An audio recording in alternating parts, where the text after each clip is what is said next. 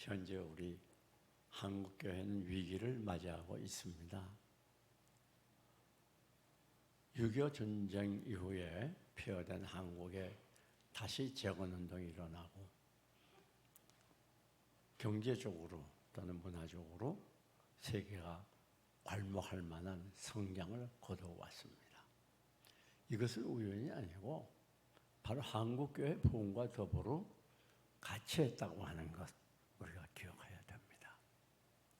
한국교회는 6.25 이후에 놀랍게 부흥하고 발전해 왔습니다. 글자 그대로 찬란한 기독교 문화를 이루어왔던 것입니다. 그래서 교회마다 교회를 설립하기만 하면 문전성시를 이룰 정도로 교인들이 몰려들었어요. 그리고 큰 부흥을 이루어서 아마 세계 기독교 사회에 별로 찾아보기 어려운 그런 성장의 기록을 갖고 있습니다. 그런데 한국 경제력이 이렇게 발전하면서 또 여유 있는 삶과 또 편리한 삶이 이어지고 이 세상 문화에 따라서 한국 교회가 점점 세소가 되면서 타락되어 갔습니다. 누구나 이구동성으로 한국 교회 위기를 말하면서 장래를 염려했던 중에 코로나가 불어닥치면서 이 코로나로 인해서 한국 교회가 그렇지 않아도 힘들어 왔는데 말할 수 없는 많은 타격을 받았어요. 그래서 교회마다 말 못할 고민을 가지고 끙끙거리고 있다고 해도 과언이 아닙니다. 다시 말하면 한국 교회 최대의 위기가 다가온 것입니다. 여러분, 교회 위기라고 하는 것은 곧 그 민족과 국가의 위기로 짓거리는 것이에요. 이 민족과 국가의 장래는 교회에 의해서, 교회 성장과 발전에 의해서 결정된다고 하는 것이 오늘 지금까지의 인류의 역사입니다. 그 교회가 어떠한 교회로 성장하고 발전하느냐, 이것이 불신사회에 미치는 영향이 막대한 것입니다. 오늘날 우리나라의 정치, 경제, 사회, 문화, 종교 각 분야에 걸친 이러한 혼선과 무질서와 위기는 그 뿌리를 어디에 두고 있는가 하면 바로 한국교회에 두고 있다는 것을 우리는 잊지 말아야 됩니다. 자, 그렇다면 우리가 본론으로 돌아가서 한국교회 위기는 무엇인가? 우리가 여러 가지로 말씀할 수 있어요. 이렇게 고속적인 경제 성장으로 인한 한국교회 이 쇠퇴와 세속화, 또 편리주의, 물질 만능주의 이런 모든 것들을 말할 수 있고 또 요즘에 와서는 이 코로나로 인해서의 문제점을 제기할 수 있습니다. 그러나 가장 큰 위기의 근원은 무엇인가 하면 한마디로 말해서 기도하지 않기 때문에 그렇습니다. 여러분, 과거에 한국교회가 힘있게 부흥하고 발전할 때에는 한국교회가 기도를 많이 하던 때예요. 그래서 전국 방방곡곡의 기도원마다 또 각 교회마다 기도회를 많이 가졌습니다. 기도회를 할 때마다 예배 때마다 교회가 문이 터지도록 문전성시를 이루었어요. 교인들이 몰려들기 시작했습니다. 그리고 교회가 부흥이 되다 보니까 또 새 교회로 건축하고 큰 대형 교회들이 많이 일어나게 됐습니다. 그러나 교회를 크게 줘도 걱정하지 않았어요. 왜 그런가 하면 교회를 크게 지면 그 이상 또 교인들이 몰려들기 때문에 넉넉히 해결할 수 있는, 그래서 교회는 더 힘있게 부흥했던 그것이 과거의 우리 한국교회였습니다. 그러나 지금은 빚을 져가지고 교회를 크게 지었다가는 자칫하게 되면 큰 문제를 가져오게 되는 거예요. 왜? 그전처럼 교회가 그렇게 부흥되지 않습니다. 여러분, 오늘 우리 개교회도 마찬가지, 교인도 마찬가지, 가장 큰 문제와 심각한 위기는 다른 것이 아닙니다. 바로 기도가 부족하다고 하는 게 있습니다. 교회는 다른 방법이 없어요. 기도하면 되고 기도 안 하면 안 되는 거예요. 기도하면 살고 기도 안 하면 죽는 거예요. 기도는 우리 영혼의 호흡이기 때문에 그렇습니다. 교회의 미래라고 하는 건 바로 기도에 달려있는 거예요. 기도를 하고 있느냐 하면 얼마나 하고 있느냐. 기도가 생활화되고 있느냐 여기에 따라서 교회의 부흥과 발전이 쇠퇴가 좌우되는 것입니다. 우리 한국 교회는 기도의 힘을 잃어버렸어요. 지금 여러분 그전과 달리 이 기도원에 가봐도 기도하는 교인들이 별로 없어요. 그렇게 기도원에 오지 않습니다. 그러니까 기도원마다 지금 이 경제적인 면 때문에 많은 고통을 갖고 있어요. 왜? 교인들이 모이지 않습니다. 전부 유락시설을 쫓아서 이것저것으로 달려가고 있기 때문에 기도원들이 되질 않아요. 문 닫는 기도원이 많이 생기게 됩니다. 교회도 마찬가지입니다. 여러 가지 집회들을 많이 하고 있지만은 그러나 교인들이 응해주질 않습니다. 이게 한국 교회의 큰 비극이 아닐 수가 없어요. 여러분 한국 교회가 이 위기 속에서 다시 일어날 수 있는 길, 개 교회마다 다시 부흥할 수 있는 길, 그 길은 어디에 있는가 하면 다시 기도를 회복하는 길이에요. 기도 운동을 전개하는 일입니다. 교회는 간단해요. 기도하면 살고 기도 안 하면 죽습니다. 그렇기 때문에 오늘 이 시간에는 본문을 중심해서 우리가 어떻게 기도해야 되고 왜 기도해야 되는가, 이 기도가 우리에게 얼마나 중요한가를 여러분들에게 소개해 드리려고 합니다. 여러분 우리가 왜 기도해야 됩니까? 첫째는 사단의 공격 때문에 그래요. 베드로전서 5장 8절을 보면 근신하라 깨어라 너희들 중 마귀와 우는 사자같이 두루다니며 삼킬 자를 찾나니 너희는 믿음을 굳게 하여 저를 대적하라고 그랬어요. 우리 예수 믿는 마태복음 26장에서 시험에 들지 않게 깨어있어 기도하라고 그랬어요. 왜 그런가 하면 마귀는 계속해서 교회를 공격해 옵니다. 그냥 내버려 두질 않아요. 이 마귀의 공격은 우리의 허점을 잘 알아요. 허점을 뚫고 우리를 공격해 오는 거예요. 예를 들면 가룟 유다가 예수님을 팔 때 왜 마귀와 가룟 유다를 공격했습니까? 가룟 유다는 회계를 하면서 돈을 책임 맡고 있는 제자였어요. 그러면서 돈에 욕심이 많았던 걸 알 수가 있습니다. 그러니까 이 사단이 가룟 유다에게 들어갔어요. 그래서 예수 팔 생각을 넣었다 그랬어요. 그래서 결국 예수님을 은 30에 팔지 않습니까?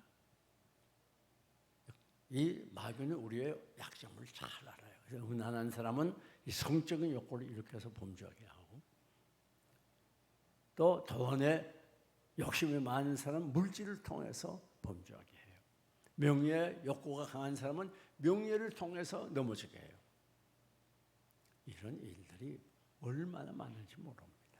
사단의 공격이 얼마나 무서운지 몰라요. 여러분, 이 성경에 보게 되면 이스라엘 민족의 400년 동안의 역사 속에 사사들이 많이 일어났어요. 왕정이 이룩되기 전에.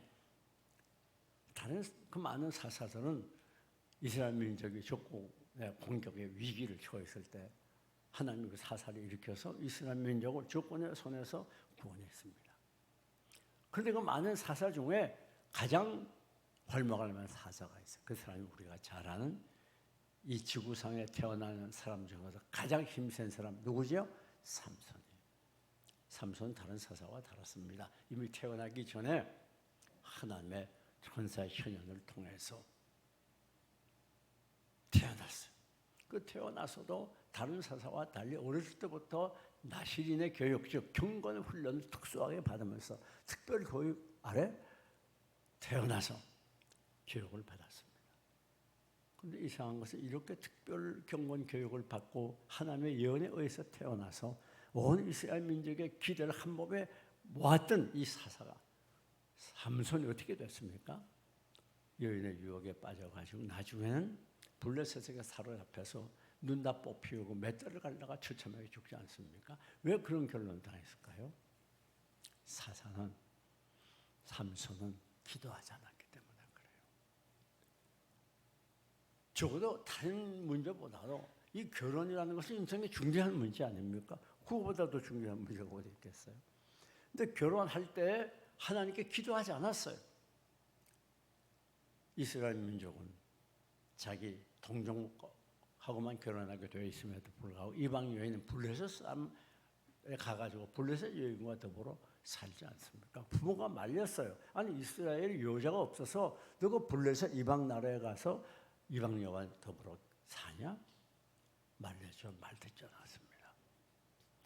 결국 어떻게 됐어요? 그 여인 때문에 결국은 블레셋 사람에게 사로잡혀가서 비참한 최후를 당하지 않습니까? 기도 안 하면 비참한 삶을 살 수밖에 없어요.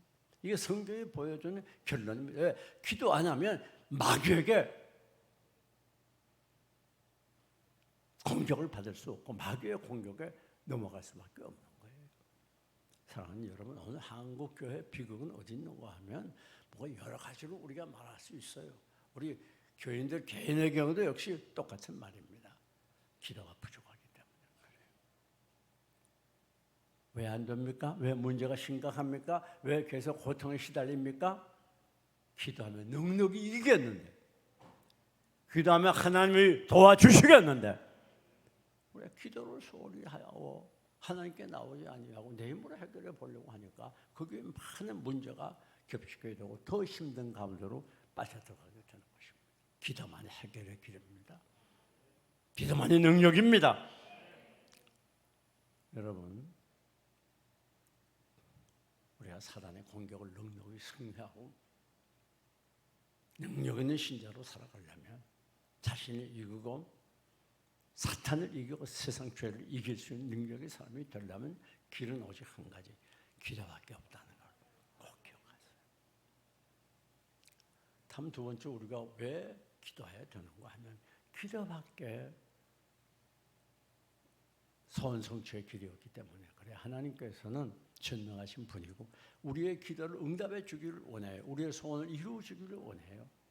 그런데 그 방법이 기도할 때만 응답해 주식으로 작정을 했어요. 그렇기 때문에 우리가 때를 따라 하나님께 나와서 열심히 기도할 수밖에 없어요. 아니면 우리는 우리의 문제를 해결할 수밖에 없기 때문에 우리가 이 세상 살아가면서 많은 문제에 부딪히게 되는데 그때마다 그 문제를 해결할 수 있는 지혜와 힘과 능력은 기도를 통해서 오기 때문에 그래요.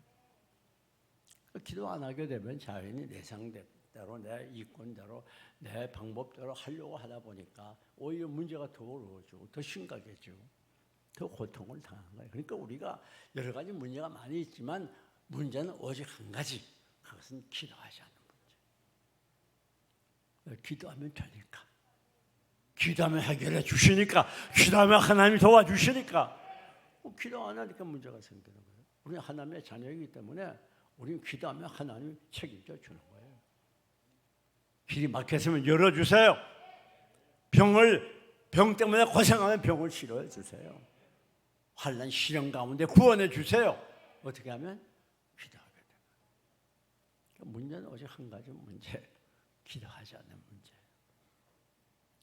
뿐만 아닙니다. 왜 우리가 기도해야 되는가 하면 기도하지 않으면 믿음이 떨어지기 때문에 그래요. 여러분, 믿음이라고 하는 건 우리 그리스도에게 매우 중요한 것입니다. 왜 그런가 하면 하나님과 우리와의 관계는 믿음으로 연결이 돼서 그래요. 자, 이 하나님과 우리의 관계는 믿음의 다리라는 그 다리를 통해서 하나님이 우리에게 오시기도 하고 우리가 하나님께 가기도 하고 우리 기도가 응답되기도 하고 하나님께 올라가기도 하는 거예요. 그런데 기도하지 않으면 이 하나님과 우리 관계가 하나님께 대한 불신앙으로 막혀버려요. 그러니까 하나님께 드리는 기도가 응답될 수가 없는 거예요. 하나님의 은혜와 축복이 우리에게 올 수가 없는 거예요.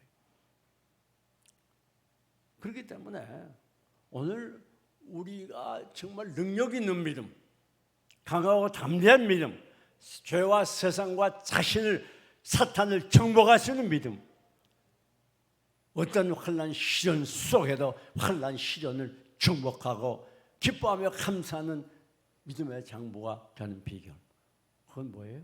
기도밖에 없어요. 다른 길이 있다면 난다면 제시해 보세요. 여러분, 그러니까 우리는 기도해야 되는 거예요. 기도하면 왜 믿음이 떨어지지 않는가? 우리가 말씀을 통해서 믿음을 얻어요. 믿음은 들으면서 낳잖아요. 그러나 그 믿음이 강해지고 능력 있고 견고하게 되려면, 강하고 담대한 믿음이 되려면 기도해야 돼요. 기도하는 만큼 믿음이 강해지고, 기도하는 만큼 믿음이 견고해지고, 기도하는 만큼 믿음이 능력 있게 되는 거예요. 여러분, 새가 두 날개를 가지고 날아가지 않아요. 하나만 가지고 안 되잖아요. 이건 바로 그리스도인에게 이 믿음의 날개, 기도의 날개가 있어야 되는 거예요. 그래야 신자다운 신자가 되고, 능력 있는 신자가 되고, 말씀대로 순종할 수 있는 신자가 되는 거예요. 여러분, 그럼 왜 기도와 믿음이 이렇게 중요한가? 기도와 믿음이라고 하는 건 동전의 앞뒤와 똑같은 거예요. 기도와 믿음은 분리할 수 없어 하나예요. 자, 예를 들어봅니다. 우리가 마가복음 9장과 또 마태복음 17장을 보면 동일한 내용의 이야기가 나옵니다. 어떤 아버지가 귀신 들린 아들 때문에 예수님께 나와서 간구해요. 귀신 들린 아들을 치료해 주세요. 근데 예수님께 나오기 전에 먼저 제자들께 갑니다. 그런데 제자들이 치료를 못하는 거예요. 결국 예수님께서 치료해 주셔요. 그러니까 제자들이 그건 망신스럽지 않아요? 자기들이 제자를 보면서 치료를 못했으니까 예수님께 나와서 묻습니다. 예수님, 왜 우리는 그 귀신을 내어쫓지 못했습니까? 그 예수님 뭐라고 그러죠? 기도 외에는 이런 유가 나갈 수 없느니라. 기도만 능력이요. 기도만이 해결책이라는 거예요. 똑같은 복음 마태복음 17장에서 뭐라고 말하는 거냐면 제자들이 역시 묻는 거예요. 예수님, 왜 우리는 귀신을 내쫓지 못했습니까? 그때 예수님 뭐라고 대답했죠? 너희 믿음이 적은 영혼이라. 다시 말하면 기도와 믿음은 하나예요. 그러니까 우리가 믿음이 떨어지지 아니하고 우리의 믿음이 견고하고 능력인 믿음, 살아있는 믿음이 되려고 하면 기도 외에는 방법이 없는 거예요. 여러분, 오늘 기도 안 하니까 한국교회 믿음이 다 떨어져가지고 말씀대로 순종도 못하고 세상 죄악과 어두움에 휩쓸려 살아가는 경우들이 얼마나 많습니까? 교회들이 기도 안 하니까 약화가 됐어요. 병들어 버렸어요. 힘을 잃어버렸어요. 그래서 모여가지고 수군거리고 싸우고 비난하고 교회는 험한 세파에 찢기고 상한 영혼들의 마지막 평화의 보루가 되어야 되는데 오히려 교회 와서 상처받고 그래서 교회를 떠나가고 뭐 이런 일들이 얼마나 많아요. 갈라져 나가고 막 고소하고. 왜 그런지 알아요? 기도 안 하기 때문에 그래요. 우리 신자는 교회는 기도하는 만큼 되는 거예요. 기도 안 하고 신앙생활을 말할 수 없어요. 여러분, 그렇기 때문에 오늘 우리는 믿음이 떨어지지 않냐고 계속 강하고 담대한 믿음이 되도록 하기 위해서 기도해야 됩니다. 그런데 이 믿음에는 큰 믿음과 적은 믿음이 있어요. 적은 믿음을 소개해 드리면 자연히 큰 믿음이 뭔지 드러나지 않겠습니까? 적은 믿음은 뭔가 하면 첫째는 염려하는 믿음이에요.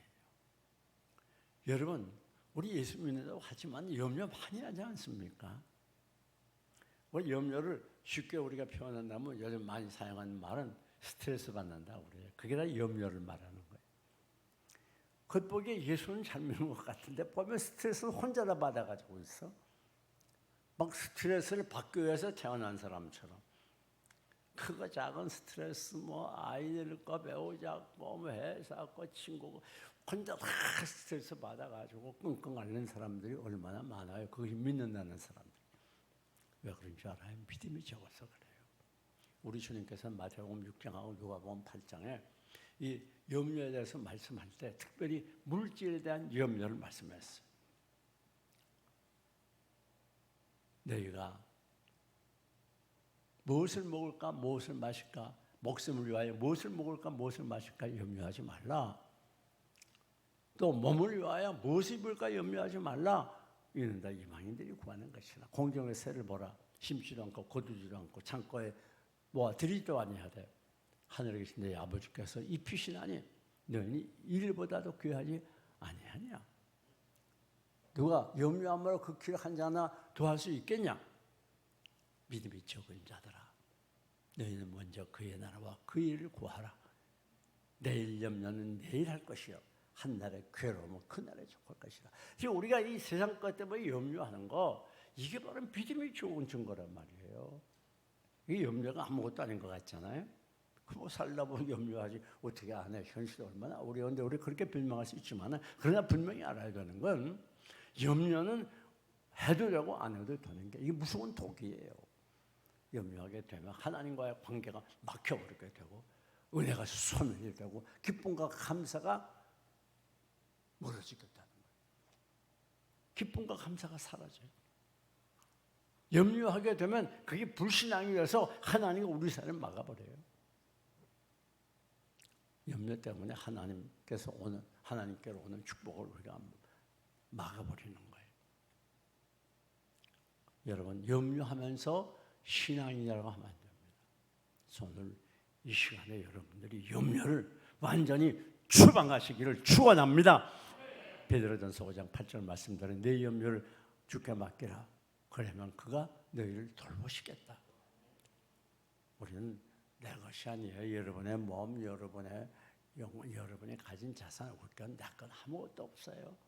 너희는 예수 그리스도의 피로 사신 바 되었으니 이분 너희 것이 아니라 하나님의 것이라. 여러분 다 우리 하나님의 소유예요. 그게 무슨 말인가 하면 여러분이 하나님의 소유이기 때문에 여러분의 일생은 하나님이 완전히 책임져 준단 말이에요.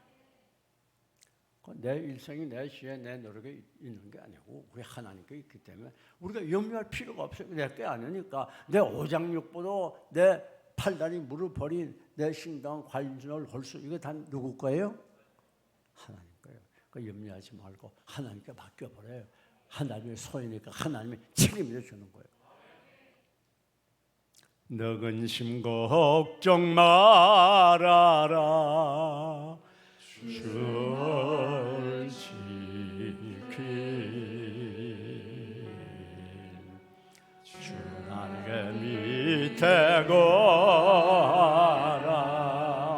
주를 지킬 아멘. 주 너를 지키리 아무 때나 어디서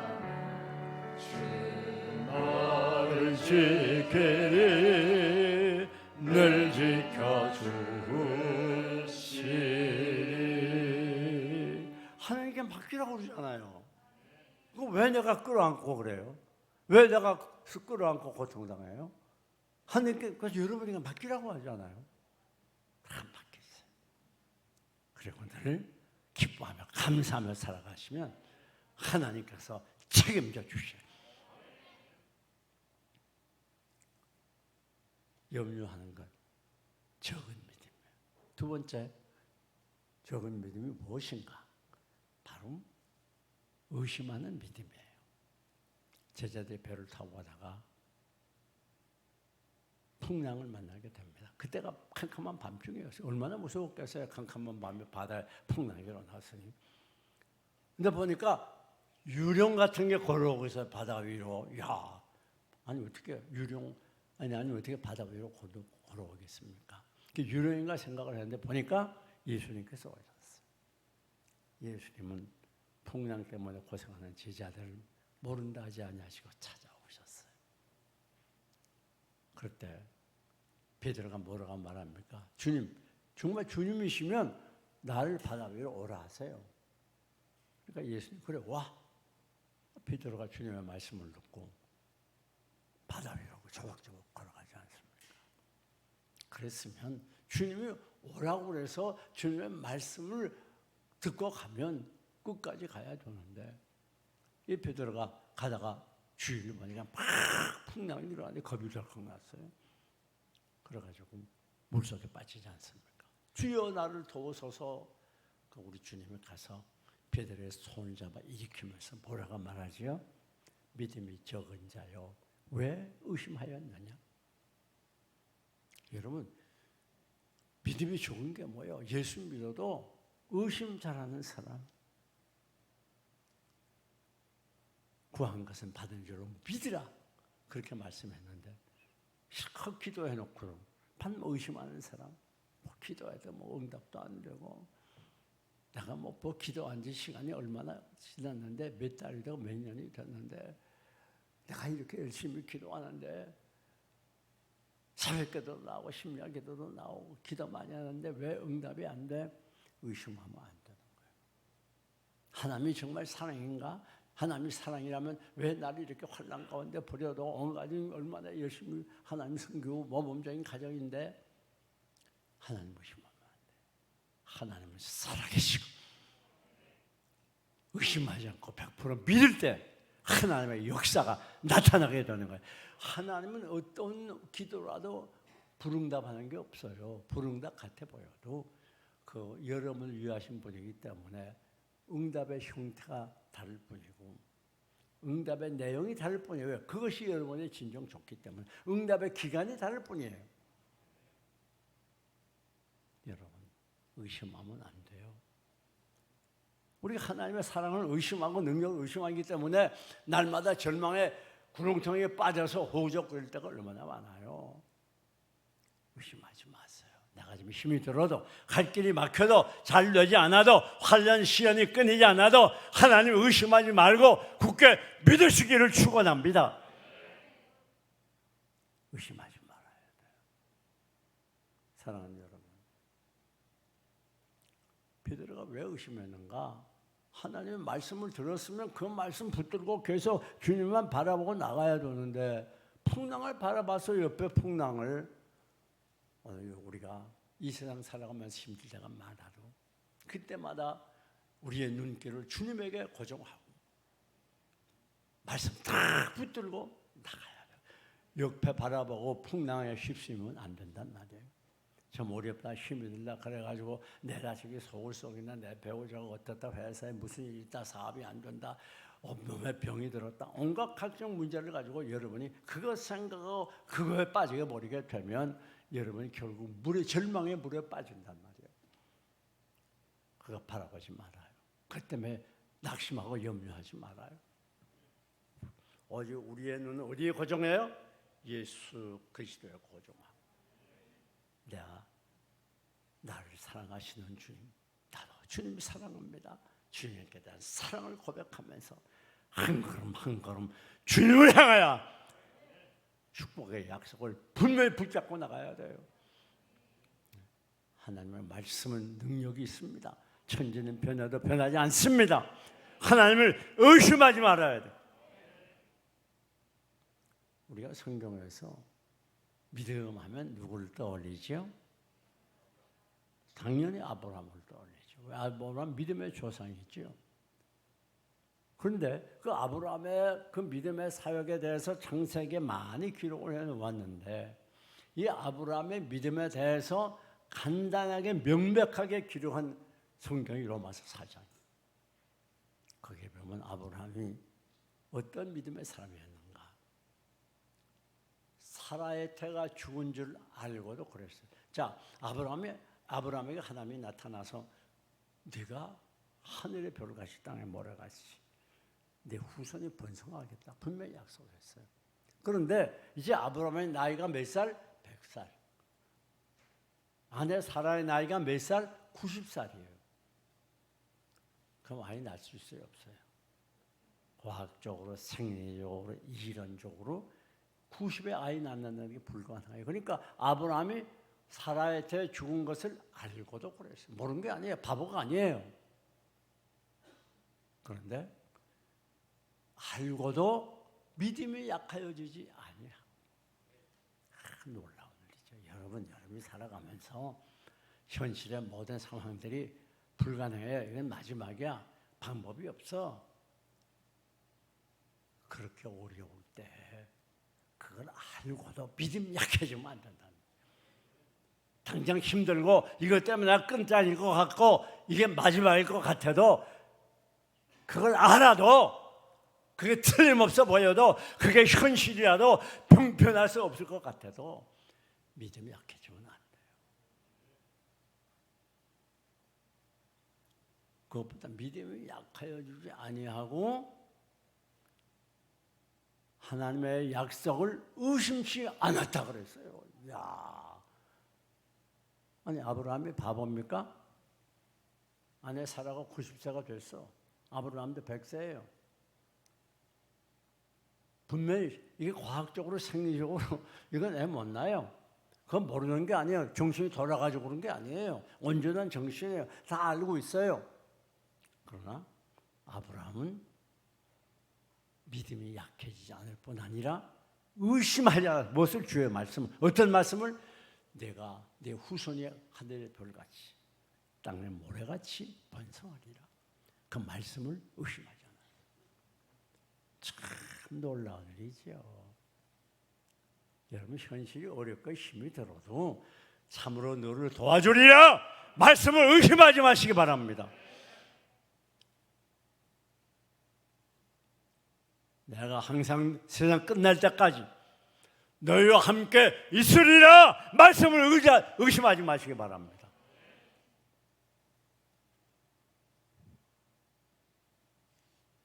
여러분, 천지는 변해도 말씀은 변하지 않아요.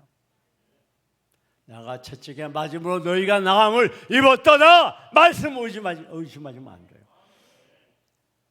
내가 가난해진 것은 너희로 부하게 하려 하십니다. 말씀을 의심하면 안 돼요.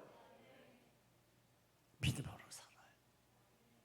이 눈에 아무 증거 아니 배어도 믿음을 숨기고서 날 자르면 이 귀에 아무 소리 아니 들려도 하나님의 약속 위에 서리라. 걸어가세 믿음 위에 서서 나가세 의심 버리고 걸어가세 믿음 위에 서서 눈과 귀에 아무 증거 없어도. 그렇습니다. 베드로처럼 폭풍만 바라보지 말아요. 주님만 바라보고 그리고 믿음으로 현실이 암담하고 답답해도 아무것도 이루어진 거 없는 것 같아도 눈에 보이는 것도 없고 손에 잡히는 게 없어도 그러나 말씀 딱 붙들고 나가면 반드시 기적이 일어납니다. 믿으시기 바랍니다. 이게 신비의 세계예요. 믿음은 신비예요. 이건 과학의 이론으로 증명할 수 없는 거예요. 이게 신비예요. 1 플러스 1은 2잖아요. 믿음은 그렇지 않아요. 1 플러스 1이 100도 될 수 있고 1000도 만도 될 수 있어요. 믿음은 우리 인간의 이성과 사유를 초월해 있는 거예요. 여러분 성경을 보세요. 아담과 하와가 에덴 동산에 창조를 받았어요. 얼마나 행복하게 살았습니까? 그런데 어느 날 뱀이 요약합니다. 야, 너 하나님이 선악과 따먹지 말라고 그랬지. 그렇지. 너 선악과 따먹으면 죽는다고 그래서 아니야. 너 선악과 따먹으면 하나님보다 하나님과 같이 돼. 선악과 따먹으면 정령 죽으리라고 하신 하나님의 말씀 의심하게 될 때 선악과를 따먹게 되고 비참하게 되지 않습니까? 하나님의 말씀을 의심하는 것이 심각한 문제예요. 아무리 세상이 변하고 바뀌어도 천지는 변해도 변치 않는 이 말씀을 의심하지 마시고 믿으시기 바랍니다. 이게 큰 믿음이에요. 작은 믿음은 뭐예요? 염려하는 믿음, 말씀을 의심하는 믿음.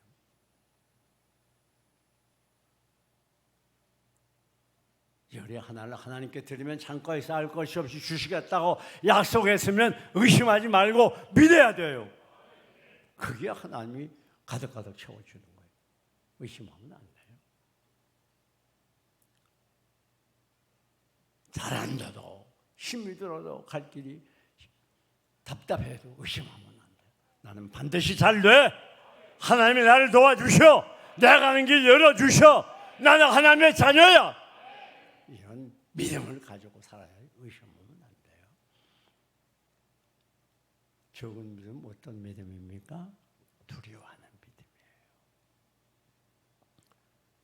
예수님의 제자들은 어부였기 때문에 배를 많이 탔는가 봐요. 배를 타고 가다가 풍랑이 일어났습니다. 그런데 예수님은 그 배에 같이 계시면서 주무시고 계셨어요. 그 예수님이 제자들이 큰일 났어요. 배에 몰입해서 막 들어오기 시작하니까 예수님을 잠을 깨우면서 예수님 큰일 났습니다. 우리가 죽게 됐습니다. 그 예수님이 일어나서 뭐라고 말하죠? 믿음이 적은 자들아 왜 두려워하느냐. 그리고 예수님이 풍랑을 잔잔케 했어요. 바다야 바람아 잔잔하라. 자연도 예수님에게 순종했어요. 여러분 오늘 여러분의 인생의 배로 예수님이 타고 계신다는 걸 꼭 기억해야 됩니다. 예수님이 여러분과 함께 가세요. 우리가 예수 그리스도를 구주로 영접하는 그 시간에 주님의 영이 여러분 속에 찾아와서 영원토록 여러분과 함께 하는 거예요. 근데 우리가 어떤 때는 예수님이 주무시는 것처럼 생각할 때가 있어요. 왜? 아무리 기도해도 응답이 없고 아무리 애를 써도 해결이 안 돼. 답답해. 이젠 죽고 싶은 생각만 날 뿐이에요. 그런데 여러분 그때 두려워하면 안 돼요. 이 불안과 공포와 두려움은 적은 믿음을 가진 증거예요. 큰 믿음의 사람은 두려워하지 않습니다. 불안하지 않아요. 하나님이 우주 만물을 창조하는 하나님이 우리의 아버지가 되십니다. 우리 하나님의 자녀입니다. 우리의 일생은 내게 달린 게 아니라 하나님의 손에 달렸어요. 누구의 손에? 아버지의 손에. 두려워하지 않아요. 왜 두려워해요? 믿음이 적어서 그래요. 성경을 보게 되면 놀라운 일이 일어나죠. 이스라엘 민족이 블레셋의 공격을 받았습니다. 그래가지고 이 장군인 사울왕을 비롯해서 온 이스라엘 군사들이 무서워 벌벌 떨고 있는 그때 어린 다윗이 나가잖아요. 너는 창과 금으로 내게 나오지만은 나는 만군의 여호와 이름으로 내게 가노라. 무기도 갖지 아니하고 물맷대를 몇 개 가지고 어린 다윗이 대장군 골리앗 앞에 나가는 그 믿음, 그게 큰 믿음이에요. 여러분 우리가 인생 살다 보면 이 골리앗 같은 내 힘으로 해결할 수 없는 여러 가지 환난 시련이 얼마나 많이 부딪혀 옵니까? 그때 두려워하면 안 돼요. 하나님은 넉넉히 이기게 해주셔요. 사랑하는 여러분, 오늘 큰 믿음은 어떻게 가질 수가 있는가? 이게 결론입니다. 그래서 오늘 본문을 보니까 기도하라 그랬어요.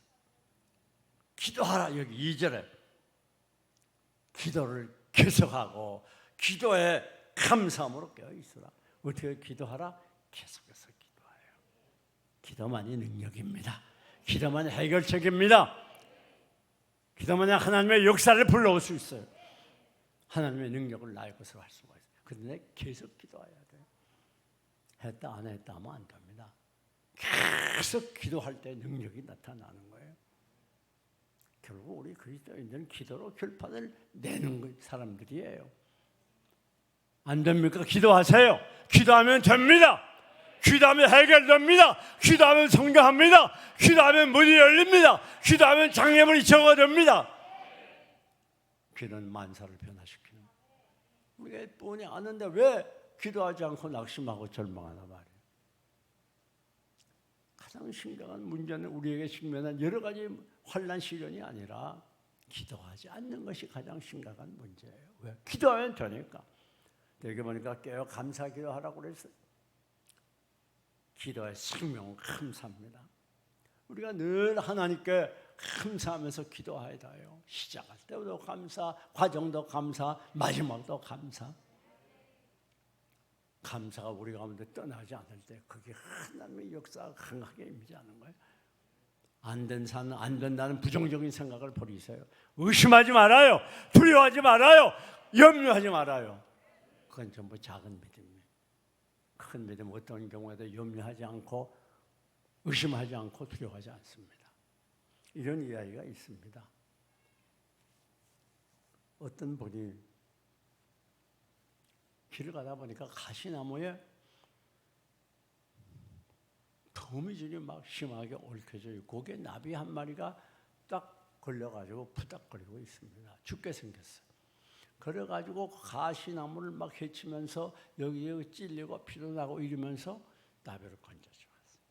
그 나비가 날아가는 듯 하더니 천사의 모습을 하고 왔어요. 자, 나를 이렇게 구원해 줬으니까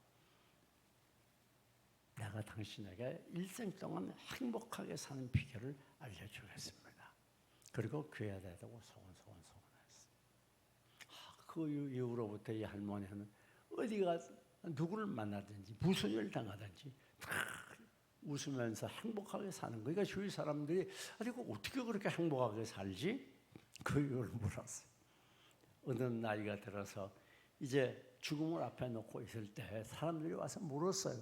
아니 어떻게 그렇게 행복하게 삽니까? 죽음을 앞에 놓고 행복한 모습으로 활짝 웃는 모습이에요. 그건 다른 게 아니라 나는 어디 가서 무슨 일을 하든지 어떤 일을 당하든지 다 입으로 중얼중얼 감사했을 뿐입니다. 감사 기도는 무서운 능력을 가지고 있어요. 사랑하는 여러분, 말씀을 마칩니다. 오늘 우리의 가장 심각한 문제는 기도하지 않는 문제입니다. 기도 안 할 때 우리 신앙의 위기가 올 뿐 아니라 우리 삶의 위기가 오는 거예요. 우리의 신앙을 다시 회복하고 우리의 약한 믿음을 강하게 하고 우리의 모든 문제를 해결하고 불행에서 행복하게 살아가는 비결, 실패해서 성공으로 살아가는 비결, 아니 한국교회 위기를 회복하고 한국교회가 다시 부흥의 불길이 일어나는 비결, 그것은 기도밖에 없습니다. 우리 모두 이제부터 열심을 다해서 기도해서 기도를 통하여 성공적인 삶을 살아가시기를 주님의 이름으로 축원합니다.